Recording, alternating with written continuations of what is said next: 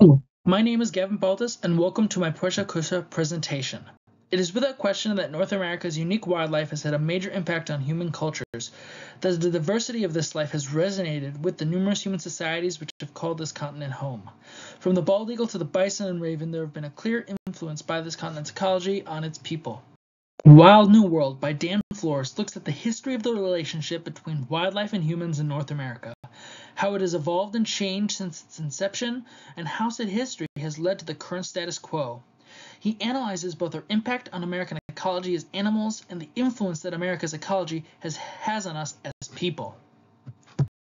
Flores takes a look at the history of the continent's ecology, starting all the way back at the end of the Cretaceous. He traces the ancestry of the numerous animal species that were present as our ancient ancestors first arrived, including both still extant species and ones that were sadly not long for this world. Additionally, he looks into our prehistoric origins up until our arrival in America. Flores looks at the very first steps of ancient humanity in America, how the prehistoric Clovis culture spread from coast to coast, and the long-lasting impact it would have on the continent's ecology. This new species of invasive and intelligent predator, possibly coupled with a sudden dramatic shift in climate, saw the majority of the continent's large animals go extinct within a handful of centuries. Next, Flores looks at the continent's longest period of human history, what he poetically calls Raven and Coyote's America. He details how America's ecology, now including humans, attempted to recover in the wake of a sudden mass extinction, and how the process of said recovery would influence both the cultures which developed and how said cultures would act within the new status quo. Flores then shifts focus to the early arrival of Europeans to the continent, specifically the Caribbean and Eastern North America.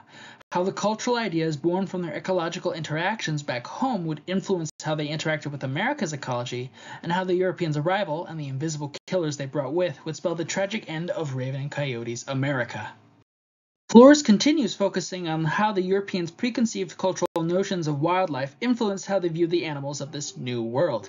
He notes how the rise and prominence of the field of natural history, in response to the sudden influx of new animals, would help create the outlook among Europeans of American wildlife as being both chaotic and exploitable in their great numbers.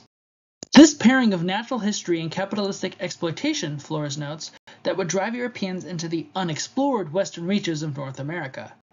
Their exploration found new animals to study and inevitably exploit for their fur, meat, and other physical features. But just as with ancient humanity, such practices would not be sustainable. Flores describes the subsequent mass slaughter of Western animals such as the American bison as a destruction without comparison in the world's history. At a certain point, he claimed, it was not about the meat or fur, it was simply about killing.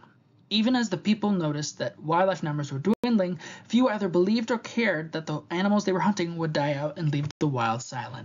Alas, people only started to care when extinction began to affect them personally. Many proto-conservationists, such as Teddy Roosevelt, Flores bitterly notes, acted mainly to preserve animals they wished to hunt. Many species, such as the passenger pigeon or Carolina parakeet, died out to little uproar. And then, to make things worse, people found a new target to blame for die-offs. Thankfully, the shifting of blame for wildlife extinctions from humans to predators in general and wolves in particular came at the same time as America started to recognize the need for proper conservatory efforts.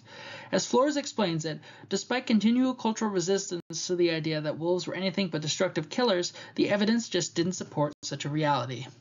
Finally, cultural shift towards preservation of other species is, according to Flores, a major development for us Americans. With such a long history of destructive relations with other animals, seeing this change in outlook is remarkable because it has shown that our cultural ideas about wildlife have changed, to the point that discussions on protecting the rights of species have become common. This book was surprising to me because it goes beyond the simple narrative of rampant human success being the primary cause of animal extinction, and that such die-offs were the inevitable byproduct of our continued development. It claims that our relationship with wildlife isn't just influenced by economic or political factors, but also by the cultural preconceptions towards wildlife and ecologies. I would argue that while Flores does a good job supporting this claim, he also does a good job, intentionally or otherwise, of showing that such cultural preconceptions are not static, that the development as a result of the resident ecologies is a constantly occurring process. In a way, it is akin to the naturalization of an invasive species. The first example of this that I saw in Flores' book is the prehistoric arrival of humans to the Americas, which again results in a mass extinction that is subsequently followed by the development of cultures which have been naturalized to the new ecology that was born in the wake of said extinction, and have developed alongside the animals which survived the first coming of man. see how the cultural ideas and preconceptions of Europeans, developed in a land far away from North America and in a very different ecology, ended up with colonists at odds with the local wildlife of the New World. For example, the demonization of wolves in the Old World would influence how Europeans both viewed and interacted with American wolves for many centuries after first contact. This clash produces the book's other major example, showing how Europeans spread across the continent much in the same way as the ancient Clovis culture. And just like the Clovis culture, the Europeans devastated native wildlife, rendering many species extinct and having the same destructive impact on American ecology as any other invasive species. Then, as time passed by, this new invasive human culture would start changing, developing in new ways in response to the ecology it was now situated within. As the Clovis culture would naturalize to the post-Ice Age ecology, so too are we starting to see changes in preconceptions in our own culture as we hopefully start our own process of naturalization. When I first picked up this book, I was not expecting it to completely change my understanding of human-wildlife interactions. It enhanced how I view humanity's relationship with not just other animals, but with ecologies as a whole. Explaining this relationship in terms of how humans impact the ecologies they exist within, just as ecologies influence the humans that dwell within them. This book is a must-read. Whether you want to learn more about the history of human-wildlife interactions in America, would like to know about the origins of ecological conservation in the United States, or just love learning about North American animals.